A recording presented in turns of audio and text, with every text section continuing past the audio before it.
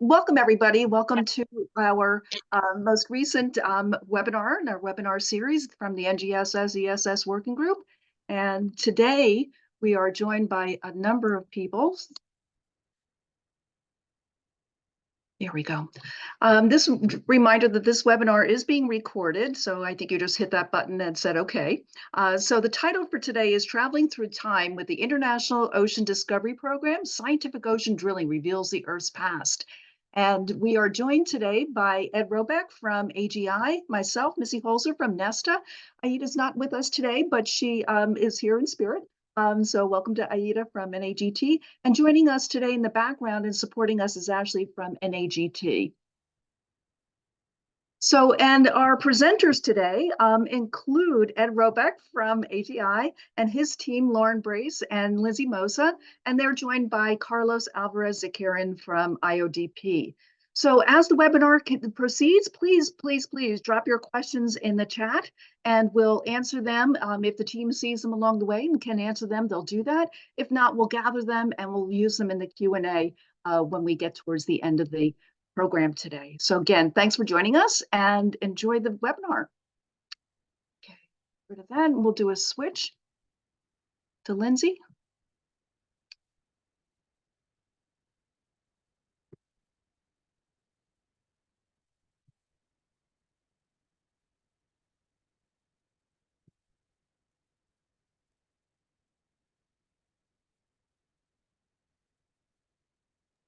Okay, we good? We're good. Thank you, Lindsay. Hi, everyone, and thanks for being here this afternoon. The Education Outreach team from AGI, just introduced Lindsay, Lauren, Sequoia, and me, are looking forward to sharing some resources from the International Ocean Discovery Program that we've been engaging with over the past 18 months or so. We're also pleased to be joined by Carlos, who's a geoscientist with IODP, and who will introduce himself and tell you a few more details in just a few minutes. Our focus as we go into this webinar begins with recognizing that there are some important ideas that in the geosciences that we tend to share with students. Ideas such as the fact that there have been, or the idea that there have been impacts of objects from space, including the Chicxulub asteroid impact, and that those have had important effects on our systems. The broad concept of plate tectonics that helps us to explain a wide range of geologic phenomena, including locations of earthquakes and volcanoes. The important realization that processes can have catastrophic effects on people, and that those same processes, such as earthquakes and tsunamis, have occurred and have had effects throughout Earth's history. The recognition that Earth's oceans have environments that, despite having what we would consider extreme conditions, support diverse, thriving communities of living things. These and other ideas are integrated into earth science curricula. But in NGSS aligned instruction, exploring these ideas need to go beyond being able to explain them clearly. We have to ask, where is the evidence for such ideas? And moreover, where is the evidence that we can have students engage with directly? To really address such questions, we have to have data that help us travel back through time to those periods in early Earth history to reconstruct conditions, processes, and events underlying these ideas. And it's with this in mind that we'll begin sharing information about the International Ocean Discovery Program and the resources that it provides to educators, students, and scientists, and others. We'll provide some general background about IODP and the scientific ocean drilling that is at its foundation. We'll also work through a couple of activities that make use of IODP data, and we'll share where and how you can obtain more activities and the data from IODP.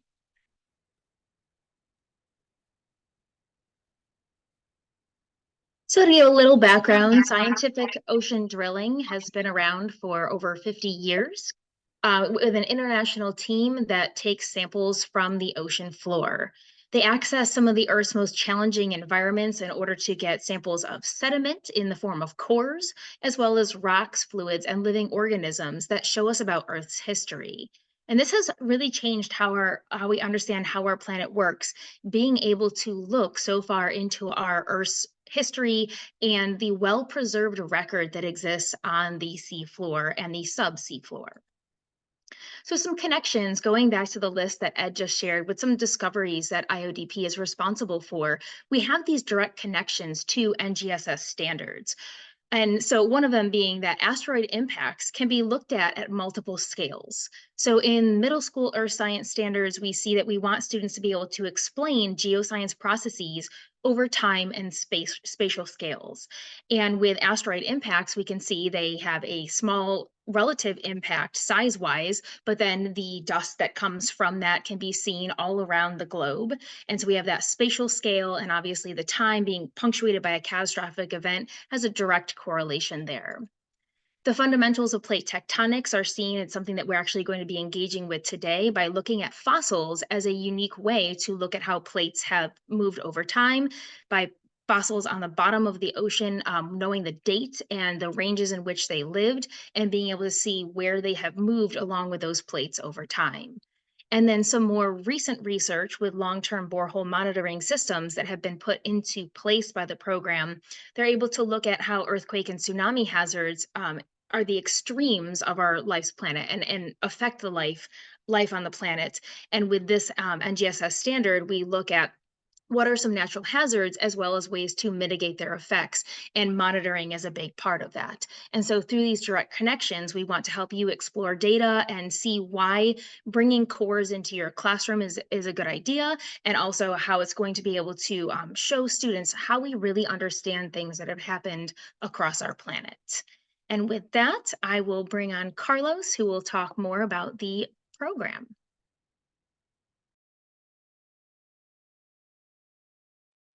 Oh, and Carlos, you're muted right now. I just unmuted myself. So good afternoon again. My name is Carlos, and I am a staff scientist and expedition project manager for IODP. And I am based in College Station, Texas, a very small town, not really that very small, but between Houston, Dallas, and Austin. I have been here as a staff scientist for almost 20 years. Scientific ocean drilling is possible thank you to a small fleet of very specialized vessels that you can see on the screen. We use three vessels, two that are dedicated for what we do. The US is the one who operates the JOIDES Resolution on your left, and Japan does the Chikyu that is on your right. And then we have a consortium of different countries that operates what is called the mission-specific platforms. And these are particular platforms that are used to get to locations where our ship or the Japanese ship cannot go, like in the Arctic Ocean or in very shallow water where we cannot go because we have very big ships. These ships are at the cutting edge of the technological innovation, and they continue to push the boundaries of what we can do. In the small table in the bottom shows you sort of a comparison of the number of cruises that we have done. And in the last 10 years of operations, the JOIDES has completed 46 cruises. The GQ and the MSPs have completed each of them 4 different cruises. Can you go to the next slide? This video was from an expedition that I did a few years ago before COVID, and is the JOIDES Resolution sailing through the Magellan Strait in Chile. And the JOIDES was built in 1978 and was converted for scientific ocean drilling in 1985. And it has been working with the Texas A&M since that year. Between 2006 and 2008, the JR was completely renovated with new scientific drilling equipment, and also with many structural improvements that were done to the vessel. And it got a very significant upgrade in what it could do.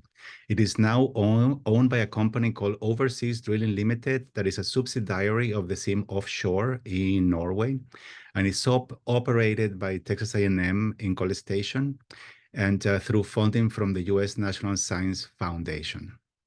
As you can imagine, the JR is not only a floating lab, but it's also like a college or a university, because we have people from all over the world, teachers, scientists, really very well-known scientists, and also students who are actually learning from them. Next slide, please.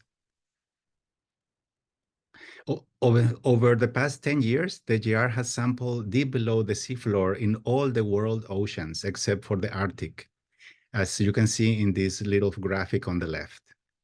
And the circles, they represent how much core we have collected from each of the sites that we have drilled.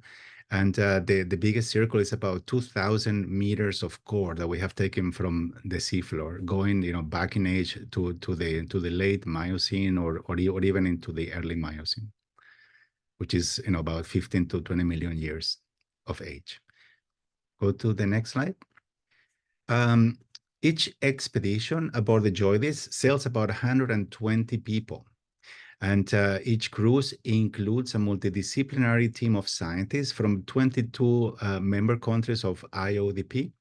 And they have extensive support from the marine technicians who sail with us, computer experts, from graphic experts, from the drilling crew, the ship crew, from educators who are sailing with us in every expedition, and also from many other people, including chefs and stewards who do our laundry, who clean our rooms, and who do everything that they can so that we can focus on working for 65 days in every cruise. And together, we work as an international team. We work 24 hours, 7 days a week to advance the knowledge of our planet through scientific ocean drilling. We are like Earth detectives, if you can imagine, and time travelers. Next slide.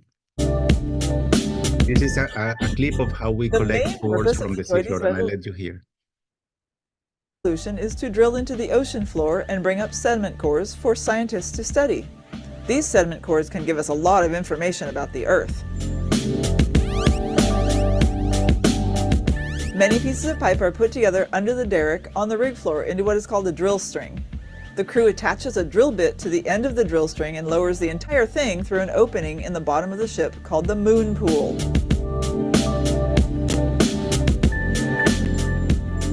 Once the drill string reaches the ocean floor, coring begins. A long cylinder of plastic called a core barrel is lowered through the drill string, and the sediment cores are collected inside it as the drill string rotates. The core barrel is then pulled up to the ship through the drill pipe and onto the rig floor, where the technicians and crew collect it and begin to prepare it to be examined by the scientists.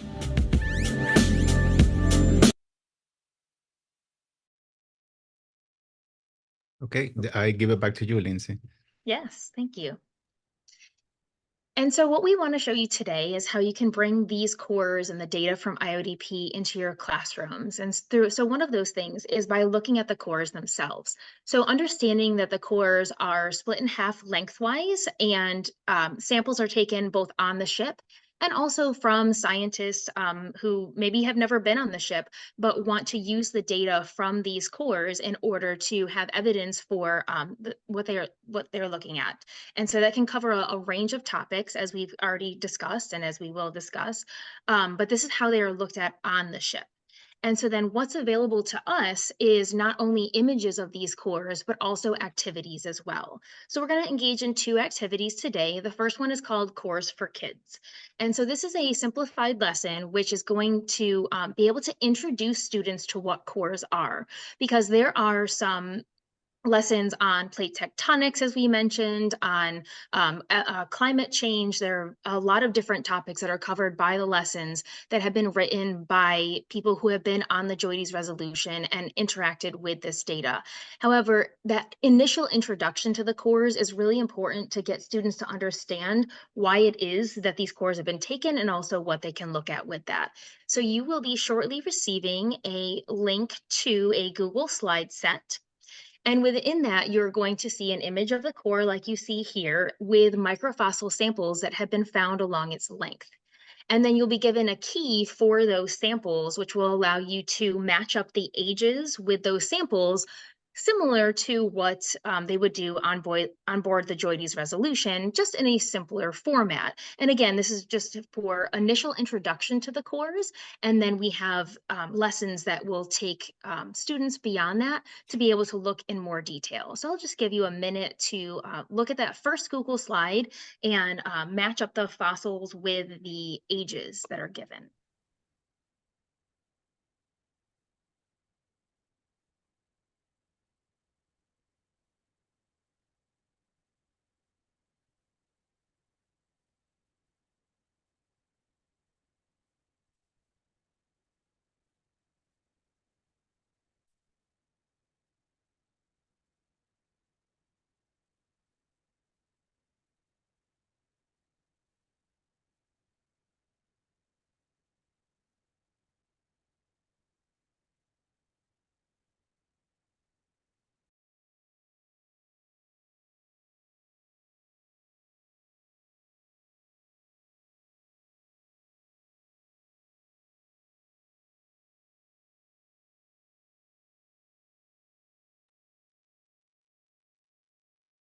And so then to look at that second slide there, another thing that we can look at with the cores is sediment types. And so the way that I made the file, hopefully you can zoom in on the core in order to be able to view the different layers in more detail. But then while you're doing so, make a hypothesis. What types of sediment and rocks do you think are found in those cores? And why do you think that is? Where might these sediment types have come from? And so there's a text box there that you can make copies of and put notes along the cores on the different observations that you're making. So kind of put yourself in the frame of mind of a kid who's never been introduced to these cores before. And what do you think they might observe, and what do you observe about these cores?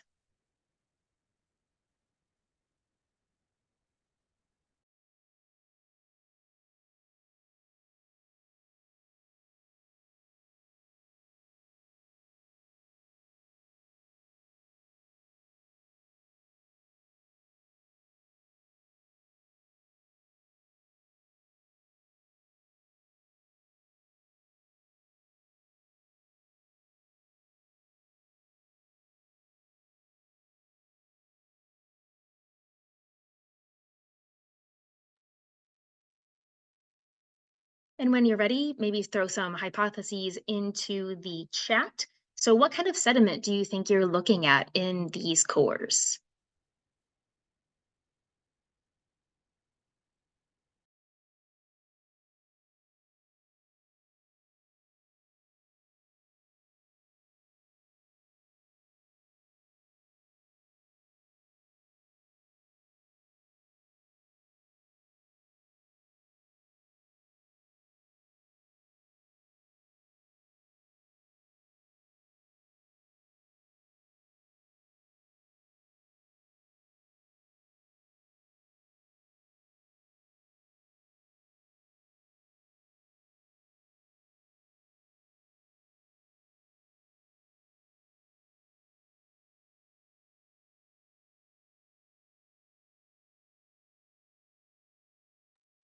Okay, so some red streaks, which might indicate iron.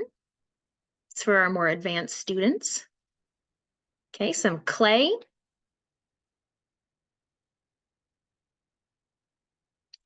Silt, mud, maybe volcanic ash. Okay. And so we would want our students to say, why do they think this is? So again, they could indicate color. Okay, so maybe different rock types, absolutely.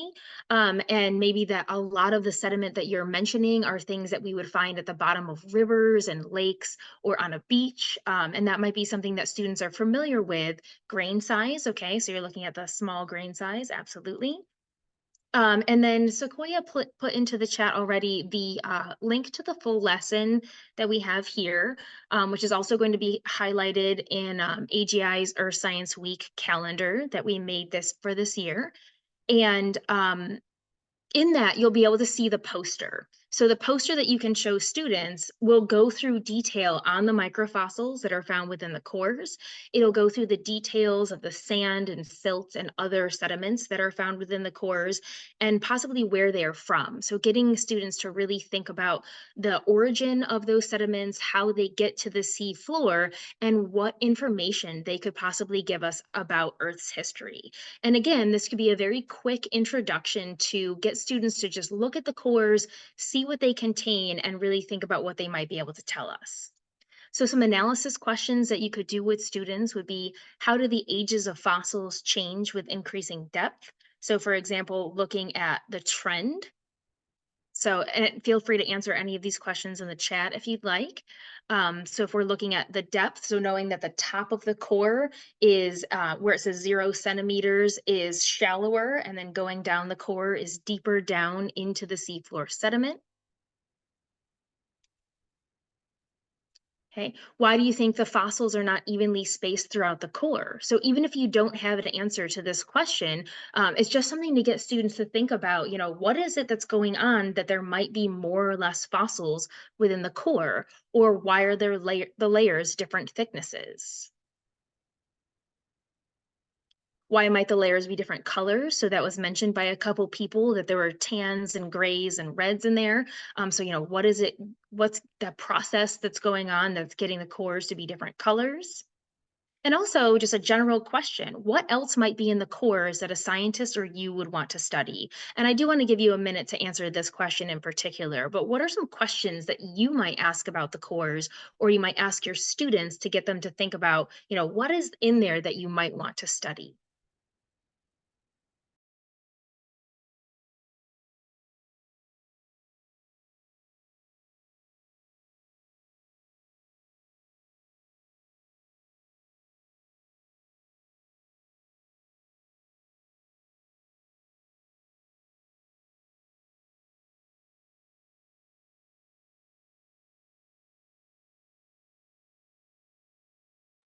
Okay, there's definitely cracks in some places along the core, so maybe what caused those, whether it was the process of bringing up the core or geoscience process itself. What isn't there? Interesting. Okay, so what do you think they were expecting to be there that maybe is missing?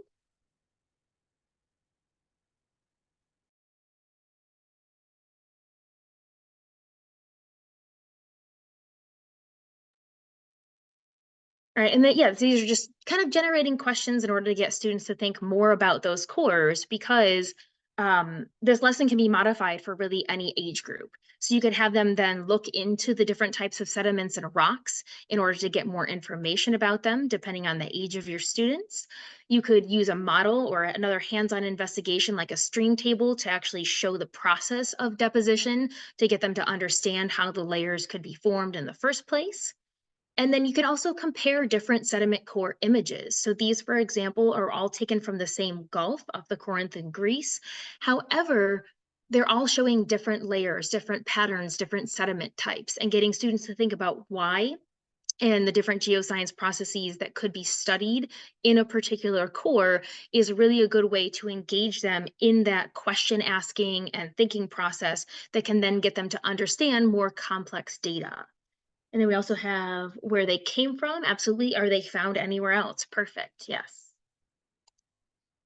So some things that scientists are going to look at within this is the rock and mineral composition, kind of like we discussed, but also looking at the chemistry of them and various ways that they're affected by magnetism, seismic waves, radiation, heat conduction. And then one of the primary ones we're going to focus on today is microfossils. So what kinds of microfossils are found within the cores, and what can they really tell us about the history of our Earth? And so I'm going to hand it back over to Carlos to talk more about those microfossils. Thank you, Lindsay. Well, as you already heard a little bit about the microfossils, you know, they are the most important and beautiful components that you can find in the ocean sediment cores. And these are tiny fossils that generally you can only look at them with the help of a microscope. And they are used to study Earth history. They are very important because in scientific studies, and also in the industry, like in oil industry, in the mining industry, because they are very helpful to help us understand how to reconstruct past environmental changes in climate and in the environment. And they can help us tell the ages of the rocks and the sediments that we are collecting. So we can learn about how old a rock is or how old the sediment core is by looking at the microfossil assemblage that you find in them. And you can correlate different strata that you find in the different cores using the fossils as well. Go to the next slide. Microfossils, they can come from plants and from animals. Some are organic, some are calcareous, some are siliceous, phosphatic, and they can also be coming from land. So they are not only from animals or from plants that were living in the surface of the ocean or that were living in the bottom of the sea, but they can also be coming from land, either by wind or by rivers that are bringing the sediments into the ocean. And they can range in size from a few microns, which is very, very tiny, to a few centimeters. Go to the next slide. Some examples of the organic microfossils can include dinoflagellates and pollen and spores that you can see on your left-hand side. Examples of calcareous microfossils can include coccolithophores, foraminifera, and ostracods that you can see in the rest of the slide. And you can have a sense of how small these creatures are by carefully looking at the shell of the benthic foraminifera that you see on your right. And this specimen is about 1 millimeter in length, if you can imagine. And when you look in detail at the shell of this organism, you can see that it's made of very tiny coccoliths.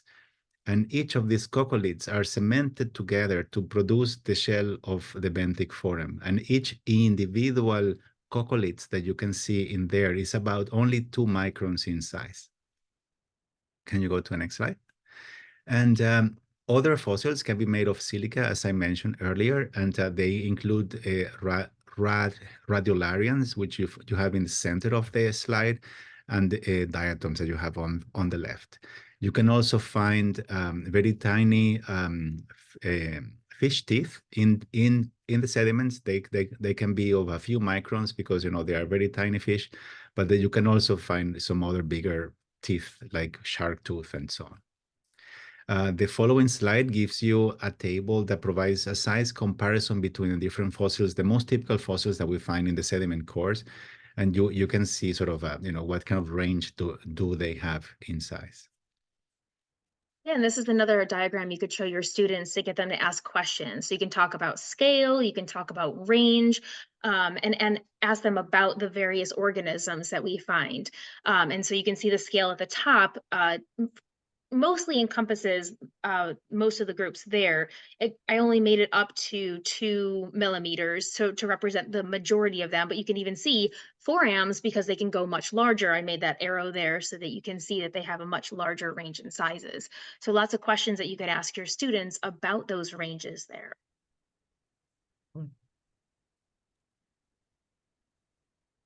All right.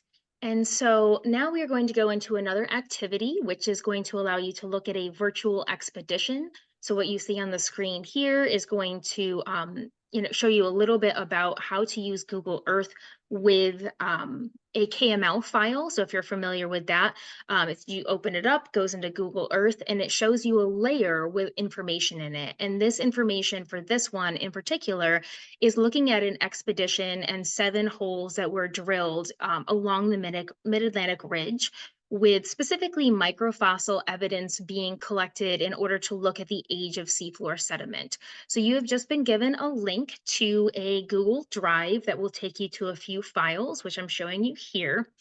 The bottom 2 are the actual lessons. So there's the teacher version and the student version.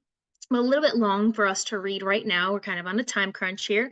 But so I made that middle one, the virtual expedition walkthrough. I made that video is about 4 minutes, which will take you through the KML file in order to be able to see what you'll be able to look at on Google Earth. Or if you already have Google Earth downloaded, because it does need to be the downloaded version to use the seafloor spreading KML file, you'll be able to kind of like walk through it and click through it and see how the data is laid out. And then there is an extra file, a little bonus for you here. This dynamic earth actually shows the age of the sea floor, and it will overlap that along with the data from the seafloor spreading one in order to be able to look at a few different points of data at the same time. So the whole goal with this is for students to be able to look where cores are taken from the ocean, especially in this one in relation to the Mid-Atlantic Ridge, and then looking at the age of those fossils. So if you go through the student version, you'll be able to see a data table with microfossil samples, and you compare them to the ones found at the different drilling sites and see their ages, which you'll see then will match up with that dynamic earth layer. And so this is what some of the microfossils look like, but we want to give you some time to look through some of these materials. I highly recommend watching the video for now, as we have about 6 minutes for this, and just kind of looking through and seeing what data do you see at those different points.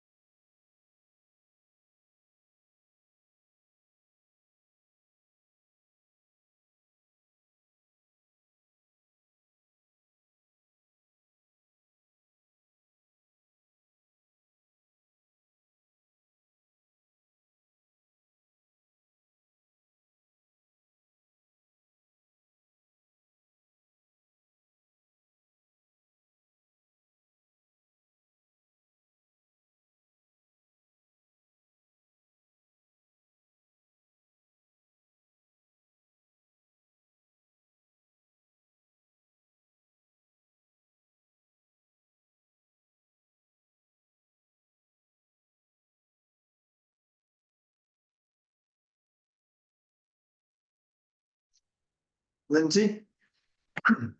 Yes. So I got a question in the chat about what is being shared right now. Could you go through that again? Yeah, so I shared the link again. Sequoia had put it in there a few minutes ago, but it says the virtual expedition to the Mid-Atlantic Ridge. And it's a Google Drive, similar to what I showed on the screen, with files that can be accessed. In particular, the video file will walk you through the use of the KML file on Google Earth. And That's then the MP4. yes.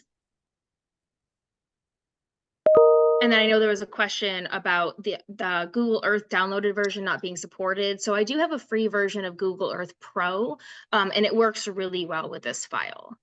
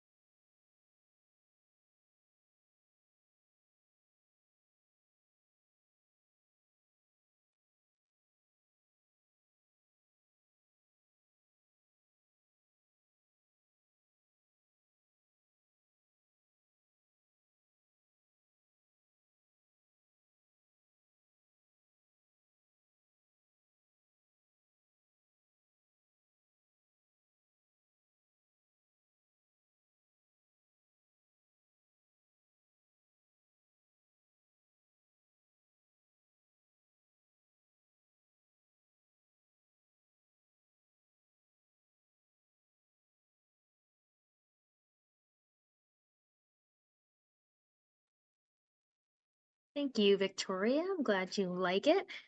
Sorry to have to rush people through that, but just want to give you a few minutes to be able to explore it in order to see what you could have your students interact with. And again, doing a video like that is definitely something that you could do as a modification if you're not able to access Google Earth, or your students are having difficulty with it. But we wanted to see, how can microfossils be used as evidence of seafloor spreading? So in the full lesson, there are analysis questions that will allow students to be able to look at the microfossils, compare them to a table of microfossils of known age, and then look at a geologic timescale in order to determine how old those fossils are, and then compare that to the distance they are from the Mid-Atlantic Ridge to see how they have moved over time. And then also the number of different points there offer the ability to graph the data in order to be able to visually see that the distance correlates with the time. And then also there's an equation in the student version of the lesson as well, in order for them to be able to calculate seafloor spreading rate. And so while most people are thinking, looking at the basalt or the actual crust on the ocean floor, the seafloor sediment is going to give a different line of evidence that's going to be able to help students understand geologic processes like seafloor spreading. And what might be some other ways you modify this for your students? I understand that you probably didn't have very much time to look at it. If anyone has an idea, you can put that in the chat. But like I said, one good modification could be having a video tutorial going through the KML file for them to see that, as well as once they determine the ages of the fossils, being able to add in the second file that shows the age of the seafloor, to show that if they get those microfossils correct and they identify them correctly, then they're able to actually verify that data using the known age of the seafloor. And we have a number of different lessons. So within the larger folder that you got from Google Drive, you'll be able to see each one of these lessons. And this is just highlighting the NGSS that is addressed by each one of these. So you'll see there's 3 middle school earth science, 1 middle school life science, and then 3 high school earth science as well. So there is definitely a way to step these up and make them a little bit more difficult for older students. And then we do have a range of other lessons that we will show you in just a little bit, but these are ones that we have helped the program to revise in order to align them with these standards. And with that, I'm going to hand it back to Carlos to talk more about how to access IODP data. Thank you, Lindsay. IODP data collection begins aboard the ship with the recovery of the first core. You can see some of the scientists and techs that are carrying one of the cores on what we call the catwalk. And it continues on board as the scientists are taking samples from the core. They describe the sediments, the different rocks, and they take samples from these cores to do their shipboard analysis, which can range through a whole broad, from geochemistry to paleomagnetism to biostratigraphy, and you can just name it. At the end of an expedition, the cores are sent to one of the 3 IODP core repositories, and the data is transferred to IODP databases, where the data will become available to the public and the scientific community after a 1-year moratorium. During the moratorium, only expedition scientists have access to this data. The cores recovered from the expeditions, as I mentioned, they are sent to repositories. We have 3 repositories around the world. The cores recovered from the Pacific and the Antarctic Oceans are sent to the Gulf Coast repository, which is where I am. The cores recovered from the Atlantic and the Arctic Ocean are sent to Bremen in Germany.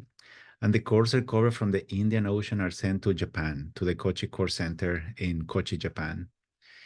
And together, these 3 core repositories, they contain or store more than 450 kilometers of core that we have collected since the first scientific drilling program, for about 50 years. We have been collecting cores. Next slide, please. The IODP data collected by the JR is stored at our library information management system, which is what we call the LIMS database, and can be accessed through our website using a LIMS report portal that you are going to see in a few seconds. Before you go there, you can first search online for topics that you would cover in your classroom, such as the one that are listed on your left of the screen, to discover specific expeditions that targeted any of these topics. And once you have decided once you have learned which expeditions cover these topics, then you can go to our website and investigate through our report system, so through our database. If you go to the next slide, the reports are organized by data types for the convenience. So if you want to look for a particular data type or topic, you have a list of topics on the left. And once you select the report that you would like to learn about, then you fill in the different fields that are on the right. Once you fill that information in, then you click on View Data. The data will appear on the bottom of your screen. And once it appears in the bottom of the screen, then you can press the Download Data on the right there in the middle, and then you will be able to download the data to your computer.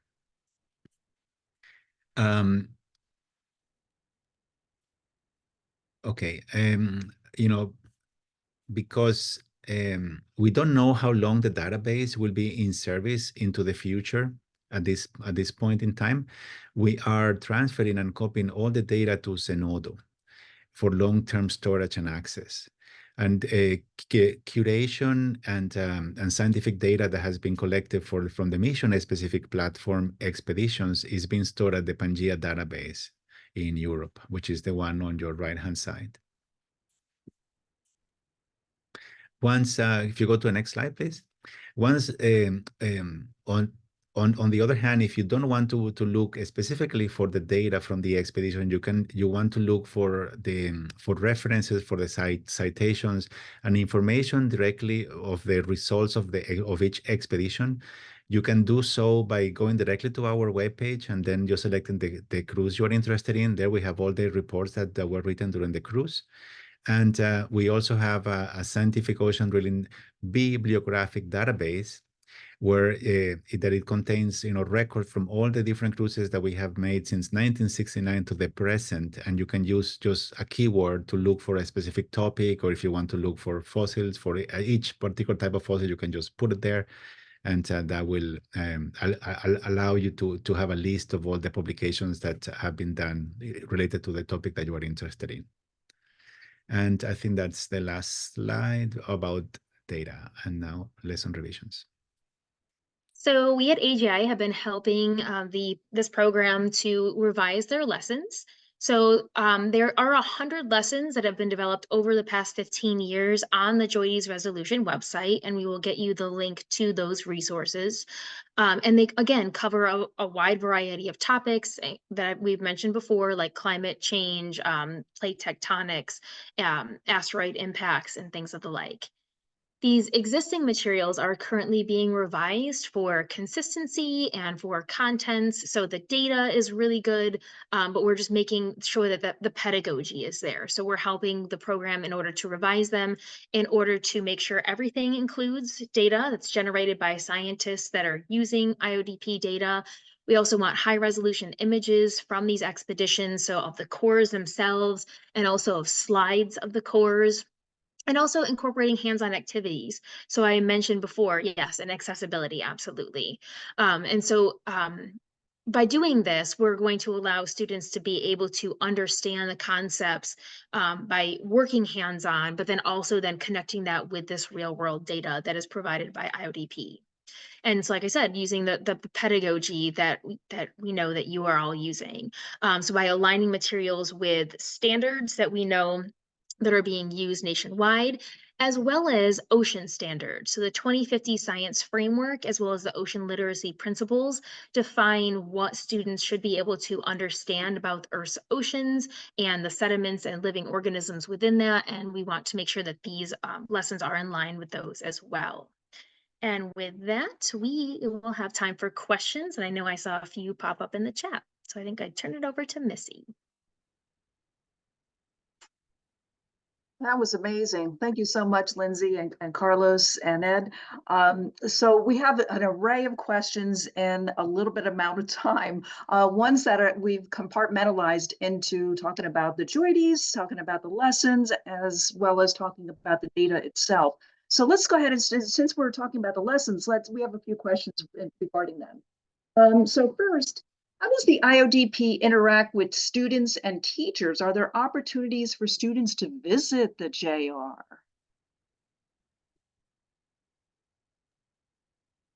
Carlos, you want to take this one? Yeah, well, the JR is it moves around the world, we know, and it just goes from port to port every 65 days. So to be able to visit, you can visit when the port, when the ship is in port at any particular city in any particular country. Right now is in Amsterdam, and the last time that I sailed with the School of Rock was also from Iceland to Amsterdam, and I know that there were, in every one of the port calls that we have done, there are groups of students who are coming from the local schools, and they are visiting. But it is something that it has to be arranged, at the port, and with the people who are going to be attending the port call, and the ship hasn't been in the United States since it was last in San Diego. I think it was in 2018 or 17. And so at the moment it's in Amsterdam, as I said, and I think that if you fly to Amsterdam, it will be very possible to go visit. Yes. Sure. Thank you, Carlos. You're welcome. To piggyback on that question, while we have you here, there's a question from the chat. Can we visit virtually? Yes, you can. You can visit during an expedition. You can actually visit virtually. We have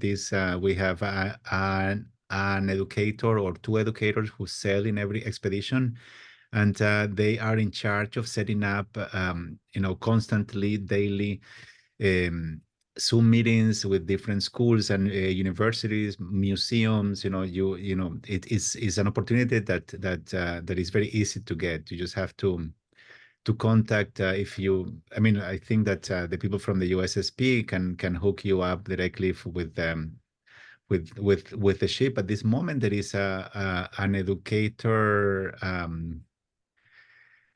how can I say, like a training that is taking place on the ship. I think, you know what, I was wrong. The ship is in Italy. It's not in Amsterdam. I think it's in Italy. Yes.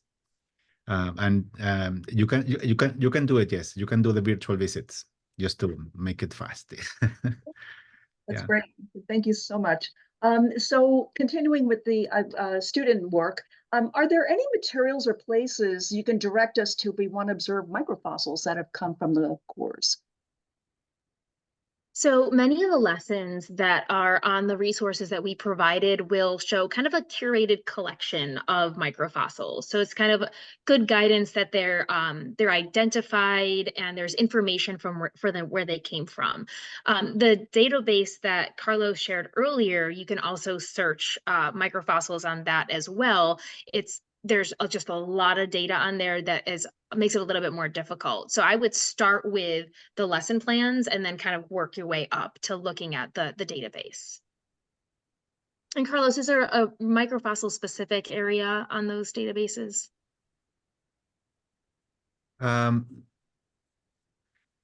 Yes, there is, but it's within the desk reports, which is basically the description that the scientists do for the biostratigraphy. You can either download the data in Excel tables, or you can download pictures that were taken either with the SCM or with a microscope on board of the different fossils. So we typically carry two scientists for every type of fossil group that we will encounter during an expedition, and they deposit all that information in there. So you can download the tables in Excel, or you can download the images. Yeah. Great, thank you. Now, kind of going along those lines, are there tutorials? I was watching how you were going into the database and pointing us to everything. Are there tutorials to help an educator who hasn't used a database like that to put together a query to pull up what they would need for a lesson? Not that I know of the tutorials per se. I mean, the database initially is a little bit, I wouldn't say hard to work. You just have to get used to the way it works.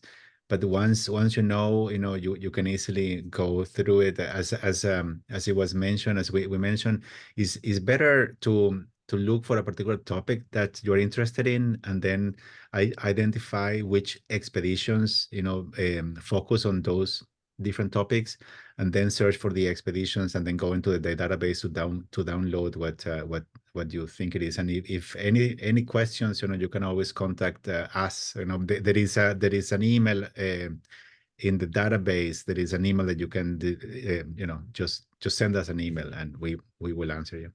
Oh, that's terrific. Thank you so much.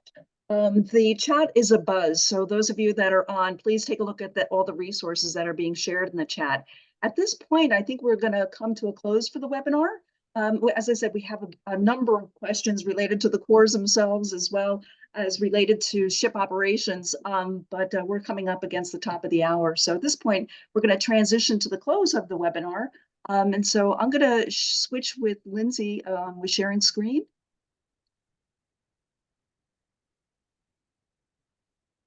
Okay, great, thank you. Whoops. No, you see my messy desktop. There we go. And there we go. All right, great. So a big thank you to our presenters today for such a wonderful, compact webinar. I'm looking forward to using the materials myself. Well, this was the last webinar for the NGSS ESS working group for this season. We're starting to put our heads together to plan for the fall. So watch your emails for announcements for upcoming webinars for the next season. But remember that all of our webinars are archived. You can find them on the NAGT website where you register, but you can also find them on the AGI YouTube channel as a playlist. So you can pick and choose for all the webinars that we've hosted throughout the whole series. And this one will be posted in no time at all. Okay, so there is a survey that you can fill out, and if you fill out the survey, we will provide you with a certificate of participation. So please do so. I don't know that link will take you exactly to this particular webinar, but it will take you to a survey, and then we can just look at the data and gather the data for this particular one. So thank you for filling that out. All the information you provide for us is super helpful. So something else, just to remind you for the K-12 educators here, that we created this site for you to go to search through for opportunities, summer opportunities and opportunities throughout the years. So if the JOIDES Resolution was running a School of Rock, you would see it posted here. So we encourage you to jump onto this website and see what's available. This webinar series is hosted by three teams, NAGT. And so for AIDA, I'll just mention that NAGT is a wonderful organization that spans mostly higher ed, but they are also in K-12. They have a webinar series that they host on a regular basis, so please visit. And please visit their site for all of their resources. Remember that they are home to the wonderful projects that are hosted on CERC. For myself, wearing the NESTA hat, National Earth Science Teachers Association, our focus is on K-12 education and outreach. And we have a monthly newsletter we send out. We have a curated journal that we send out to all of our members. So feel free to join us, and we'd love to have you. Ed? Hi, and there are many different resources that the American Geosciences Institute provides for educators in all different settings, including many different countries. So please take a look at the website. And one that you may already have heard of is our Science Week. And we've just redesigned that website. So there are a lot of resources there that are also wonderful to look at, and including resources that have come from other organizations that we've compiled onto something called Education Geosource, so that you can find those easily and search that database by topic to get to those resources as well. So thanks for being here. Great, thank you, Ed.